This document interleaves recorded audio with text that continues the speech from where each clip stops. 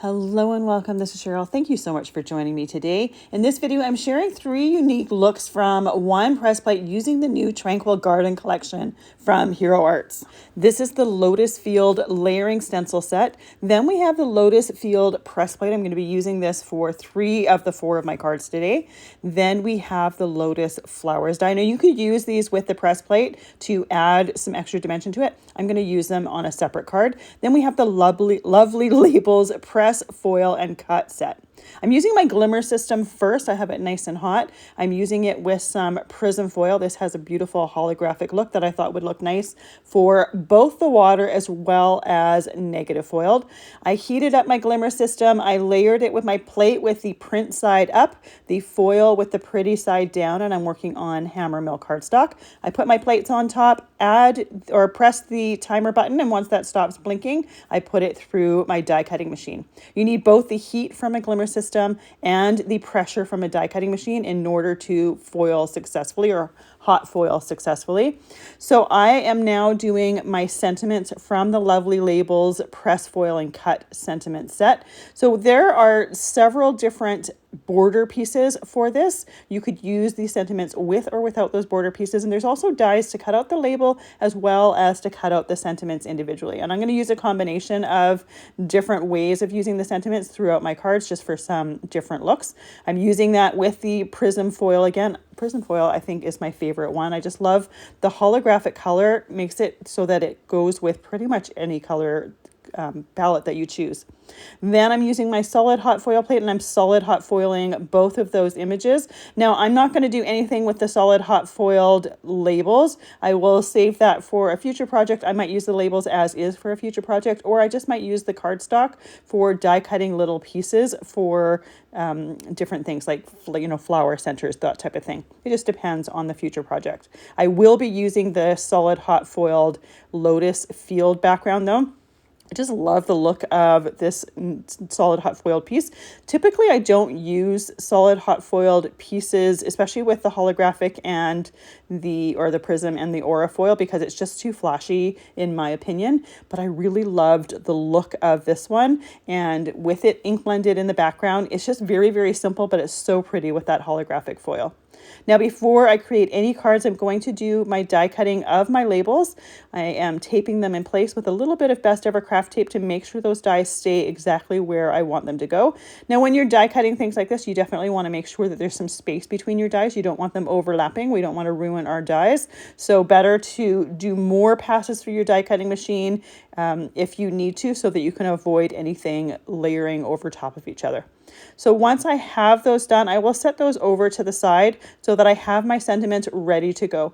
Now, even the smaller sentiments, the dies for the smaller sentiments, they cut the different lines separately. So you can even change up your sentiments just a little bit, just to give you a little bit more variety there. So once I have those done, we're ready to start creating our first card. And I'm going to be using that foiled piece with the Lotus Field layering stencil set. I'm using my sticky mat to hold my cardstock as well as that stencil in place. There's enough of the stencil around my piece, so I don't need to tape it down. It has enough of a grip on that mat. So for the first layer, I'm starting off with some Kitsch Flamingo Distress ink. Now, when I'm doing my ink blending here, I'm making the bases of the petals darker than the outside. Now, I'm using a fairly large blending brush. You can use as much or as little ink as you want. So I typically like to put a little bit of a darker amount of ink towards the center of my flower and lighter towards the outside edge. I think it looks a little bit more visually interesting when it's not one solid color to it. So once I've done that first one, I can line up the stencils for the second one. There are 4 stencils total, 2 for the flowers and 2 for the leaves. With this second layer, I'm using some Picked Raspberry Distress ink for a little bit of a darker tone. Now, another option here would be to use the distress ink for the first layer and then some interference inks for the second layer to add a little bit of shimmer. However, because we did that prism foil, I think it's got enough shimmer, enough flash to it as it is, so I don't think it needs that interference ink. However, you could use, say, a matte silverback or silver for the background, or even black or a color for the background. And you might want to add that little bit of shimmer with some interference ink. So those are other options of different ways to do it. For the third stencil, this is the first layer of my leaves. I'm using some Bundled Sage Distress ink. And again, I'm making the ink a little bit darker towards the center or the base of the leaves, a little bit lighter towards the edges. Again, I just think it looks a little bit more visually interesting when it's not all the same exact amount of ink. Now for the last layer, I'm using some Peeled Paint Distress ink. So this is a little bit darker tone than the Bundled Sage. This is just adding some extra detail to some of those leaves, a little bit more detail to the stems. I'm using these large blending brushes. These are the ones that I tend to use for my backgrounds. You could use smaller ones if you wanted to have a little bit more control for where that ink goes. But for this type of background, it worked perfectly for me. I didn't think I needed to use my smaller brushes for it. I just love the look of those colored flowers on that holographic background. I think it looks absolutely beautiful. But again, if that's too flashy for you, you could use, say, there's some pastel foils that you could use for the water for that. I think that would look beautiful as well. I trimmed down my foiled and inked background to 3 3/4 inches by 5 inches. I'm going to create a mat, and I've trimmed that down to 4 inches by 5 1/4 inches. I want to match this perfectly to my ink blended flowers, so I chose to use the Picked Raspberry Distress ink to ink that cardstock. That way my color tone is exactly the same. You could always use a solid cardstock if you want, but I will often use inks that I use in my coloring or ink blending for my mats because they're going to be a perfect color match, especially when I'm using interference inks. I love using the interference inks on those mats because it ties it in beautifully. I'm just using some very simple white A2 card bases here. I'm going to glue that mat on first, and then I'm going to glue my foiled and stenciled piece on.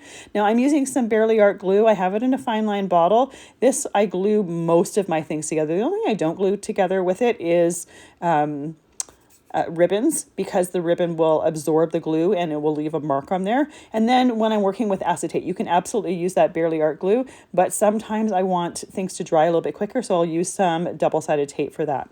I'm going to add my sentiments to the front of this card. Now, I don't want to cover that beautiful background, so I opted to just use the inner sentiments. I'm not using the larger label for these ones. And I used my T-square ruler in order to make sure that they were nice and straight across my card. It has a little edge to it that hooks on the side of the card so that you know that that ruler is on straight. And then I used just a touch of stickles in the centers of those lotus flowers just to make sure to give it a little bit of extra texture, a little bit of extra sparkle. I didn't use a whole lot, and that is clear, so it's going to show the color underneath there.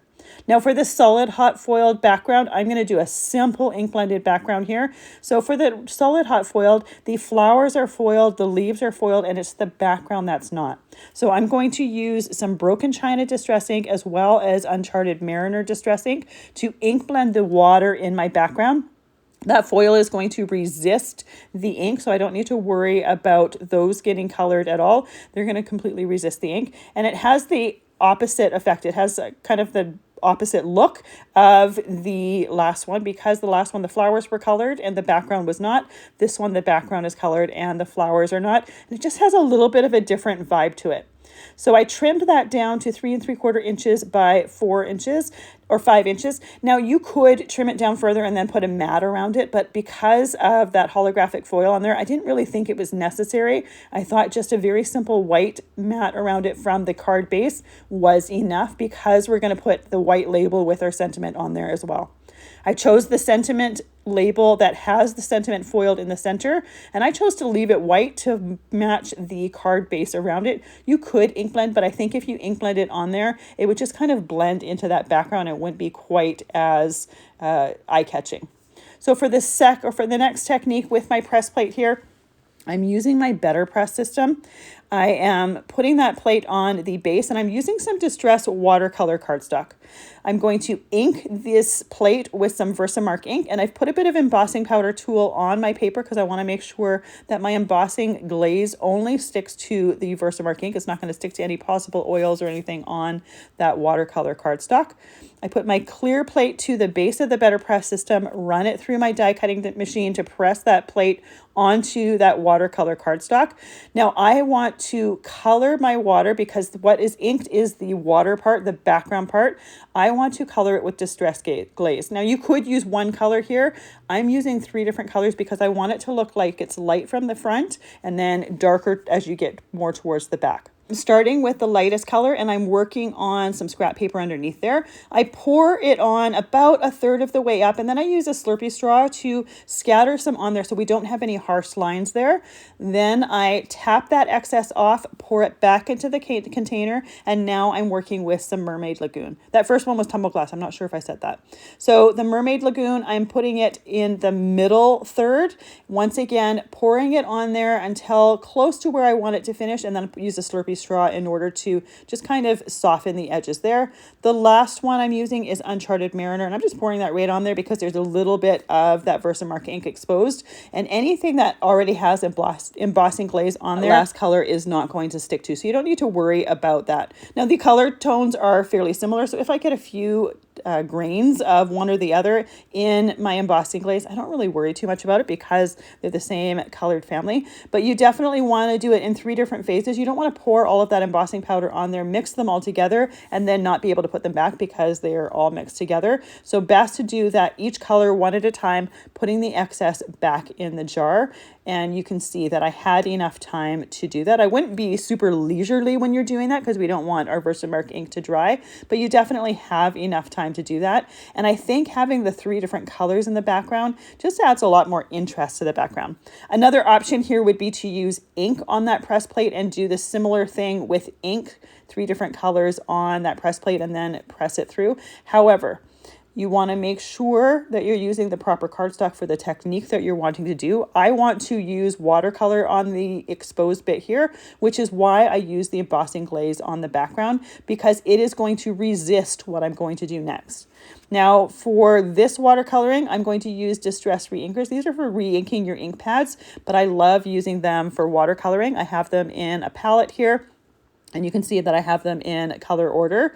For my leaves and stems, I'm going to use Bundled Sage and Peeled Paint. For my flowers, I'm going to use some worn lipstick. I wanted to use a different color for the flowers than I used for my first stenciled one. So I'm using the worn lipstick, but if you like the pinks more than the pinky coral colors, you absolutely can change that up and you can really have a lot of fun with it.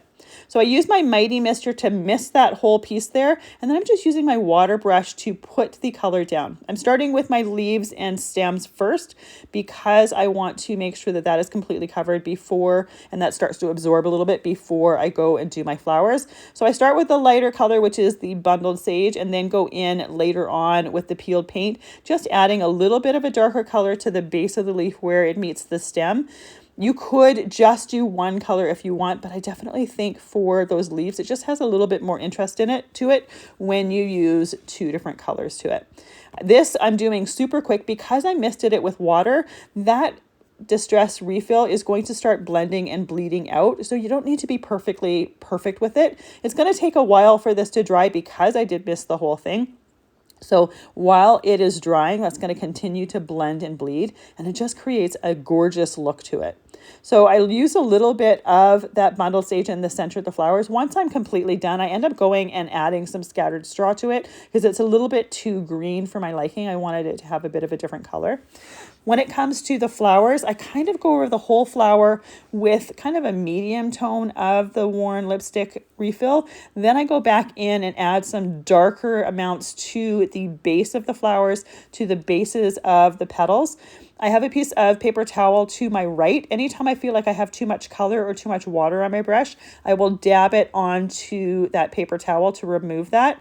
Now, because I had Bundled Sage and Peeled Paint on there before the flowers, what I would do is squeeze my brush because there's water in the handle of that brush, and that just flushes the color right out of those bristles to make it really easy to change the colors that I'm working with I don't need to use a jar of water or have a jar of water on my desk, which is one of the reasons why I like this brush. I tend to be a little bit of a klutz, so if I had a jar of water on the desk, there's a very good chance that I would spill it. So by using a brush like this, I don't have to worry about that mess. It's nice and neat, and all I need is a piece of paper towel to my side so that I can easily and quickly change colors or take some ink out, take some color out, take some water out of that brush. So as I'm working on this, I'm just working from top to bottom. This is just the way that it works best for me. But as I'm doing it, I will find areas that I've missed. Like I flushed my brush out and added a little bit of green to a leaf towards that right side because I had missed that. I can also use that brush to take the excess ink out of my brush and then remove a little bit of color if I find that I've gotten a bit too much color in a certain area. So I find it really, really quite handy. Now, once I have this completely done, I'm going to let that totally dry. I'm going to let it dry for probably about an hour because I want to make sure that it is completely dry before I go on and work on my next bit. Now, it came off my mat really, really easily. It kind of, when you're working with water with your cardstock, it doesn't really stick to the mat as well, but it's also better if it dries off of the mat. Here you can see that those two cards have a completely different look to them. And if I had a third hand, I could put the solid hot foiled one, which is the simple ink blended background. That has a completely different look to it as well. So with this completely dried, I can trim this down. Now, once again, I'm going to do it really, really simply. I'm trimming that down to 4 inches by 5 1/4 inches. There's so much color to it. I didn't really think I needed to add an extra mat around it and add a frame around it, but you certainly could trim it down just a little bit more and have that frame around it if you wanted. Now, I'm going to use some of my die cut foiled sentiments, and I'm going to use it on a foiled label, but I wanted those words to stand out a little bit more. So I took my Uncharted Mariner Distress pad and just ink blended those sentiments before adding them to the label. That way they will show up nicely on that label. That label will frame them and it won't blend in to the background. You could also leave those sentiments white with the foil and just put it right on the colored background. But again, I wanted to do the sentiments in a few different ways on a few different cards just to show you some of the different looks or different ways that you could create with them. So once I have those sentiments on that label, I can add it to the card base. Now I'm just using my brush from that Uncharted Mariner just to add a little bit of color to the outside of the label, just to make it a little bit less stark white on that background. Now these labels are really quite big, so they do cover a lot of that background, but this particular card, that background, it was really quite bold, so I didn't really mind covering some of it. But if you wanted to cover less, I would definitely recommend just using the sentiment words. Once again, I'm using the stickles in the centers of those flowers just to add that little bit of sparkle and a little bit of texture, and then I will set that aside to completely dry. You don't really see the stickles too much here because they're nice and wet still. They haven't had that time to dry, but it does add that extra bit of texture and that bit of interest on those flower backgrounds. And once again, here's those two cards side by side, completely different looks. I mean, as well as the fact that completely different color palette for the flowers, but I love the two different vibes that they have to them. For my last card, I'm going to be using the Lotus Flowers Die Set. I have them trimmed or die cut out of some chiffon cardstock, and then my greens, my leaves and stems are done with some rainforest cardstock, and then the flower centers I have die cut out of beeswax cardstock. For a sentiment for this one, you could use the foiled sentiments, but I chose to use the layered Happy Birthday die set just for a very simple but a different look, and I'm putting that on one of my foiled labels. So the shadow for this card or for this sentiment is die cut out of that rainforest cardstock, and the Happy Birthday is die cut out of the chiffon cardstock.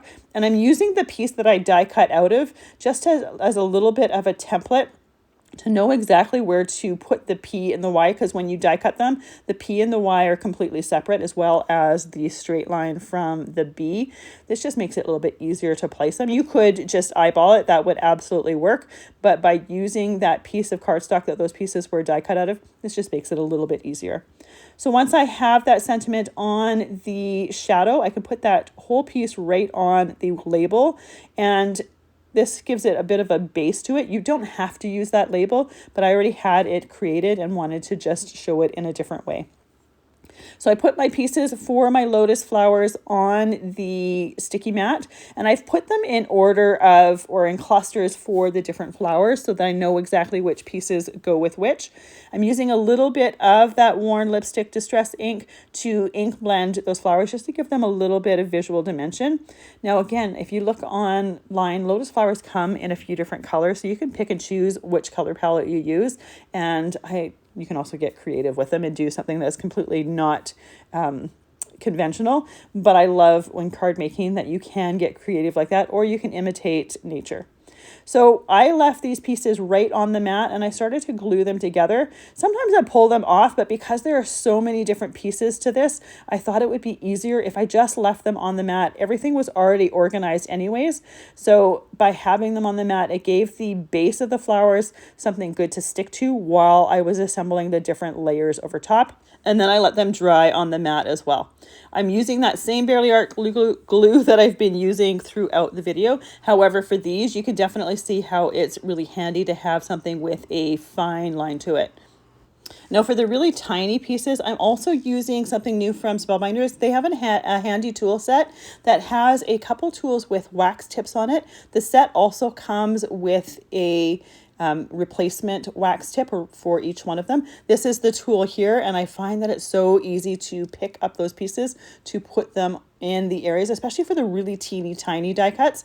The tweezers that I used when I put my happy birthday sentiment together were also from that set. So it's a great tool set to use. And I love the fact that there are two different ones with wax tips to them, and those wax tips have different shapes to them. So you can pick which one works best for you for what you're putting together. So I know that's a set that I'm going to be using a lot of, but I wanted to make sure to mention it because I only use it a few times here, but I know it's one that I'm going to be using a lot.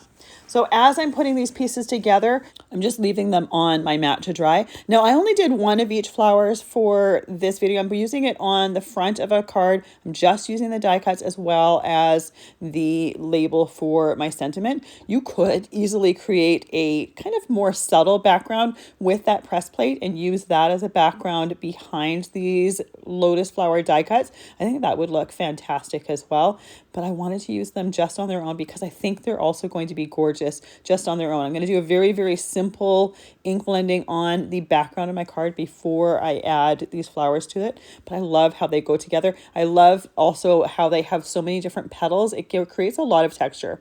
Sometimes when you have die cuts that have a ton of different petals or a ton of different pieces to them, it can be a little bit intimidating, but what I like to do is organize them all together in order of how they get put together. It just is a little bit more visual.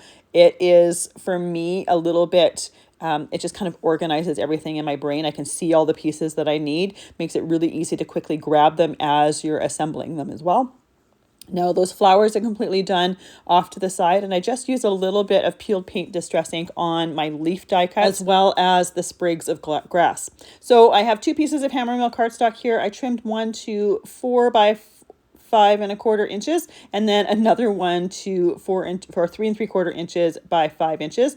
The piece that I'm going to put the die cuts on, I'm just using a little bit of that tumbled glass distress ink and just inking towards the center. I'm not doing it all the way to the outside edges because I kind of want it to fade into nothing. And then I added a little bit of that Uncharted Mariner distress ink. For my mat, I'm just using that worn lipstick distress ink all around all 4 edges. This way it's going to blend perfectly with the color that I use for ink blending on those die cuts. Another option here would be to use some of the chiffon cardstock, but I really like the little bit of brightness that the worn lipstick gives it. So I'm going to glue the mat onto my card first, then I'm going to glue the upper layer with that water, little bit of ink blending there. I just wanted to do that for the background just to kind of add the suggestion of water behind there. Obviously it doesn't really look like water, but it just adds that color behind it. It makes it a little bit more interesting, and it also makes those flowers and stems pop off a little bit. I think if this was just white cardstock, it wouldn't really pop on that background quite as nicely as it does with that ink blending there. So for these, I'm going to start towards the back upper layer. So I'm going to start with the buds of those lotus flowers. There's 2 different sizes for that. I put my label with my sentiment towards the bottom where I plan on putting it. That way, as I'm working, I kind of know how far down I can go. I don't want to go too far down and have my sentiment covering the lotus flower. Now I want to put my 2 buds first, then I'm putting a few of the greenery, then I'm putting the smaller of the 2 flowers, and then the larger of the 2 flowers. So I'm trying to space things as I'm working and making sure that I don't go too far down and then have to cover that up. But because I'm working with that liquid glue, I can easily move and shimmy things as I'm going. And you'll see that I do put the larger flower a little bit too far down and end up pushing it up just a little bit and overlapping it over top of that label. So I added a couple of those greenery pieces, the grass leaves pieces, and as well as the stems, then the smaller of my 2 large flowers, then those 2 grass sprig pieces. Those were pieces that you could easily leave off if you wanted, but I kind of thought they looked a little bit interesting. There's also another leaf that I don't actually use in this card because to me, in my brain, it didn't really go with this, but there is another leaf in this die set that you could add to it if you wanted some different greenery here. So I put my 2 larger of those lily pads on the base, then adding that larger of the lotus flowers. Then I'm going to add my sentiment. And this is where I realized that I'm a little bit too far down with that. I don't want to cover that flower, so I push those up just a little bit. That's the beauty of using liquid glue, is it makes it really easy to do that. Then I can put that label just underneath because again, I didn't want to cover that flower. I wanted it to be shown, and there's some space on that label for that to overlap that. So for the centers of the flowers, they have kind of little spiky bits. So I'm just putting a little dot of stickles on the end of those. Again, it's just going to add that little bit of texture, that little bit of sparkle. It doesn't change color of anything. So here is that 3rd card with those die cuts. I love all the texture that you get from the die cuts. And I really think that little bit of light ink blending of the blue in the background totally enhances it. Then we have our 3 cards using that press plate. So this one here is the one where we used it in the LetterPress system with those 3 colors of embossing glaze on watercolor cardstock, and then used distress reinkers to color those lotus flowers. Then we have our solid hot foiled background with the just simply ink blended background to it. And I think this is such a simple card, but it is really effective, especially with that holographic foil, that prism foil. I think it just adds some really interesting looks to those flowers. And then our foiled but stenciled background there. I love those lotus flowers. I think it creates such a beautiful background, and all 3 of those cards have a completely different look to them. Thank you so much for joining me today. You'll find everything that I've used listed and linked down in the description box below. I appreciate all the time that you spend with me. I hope you have a fantastic day.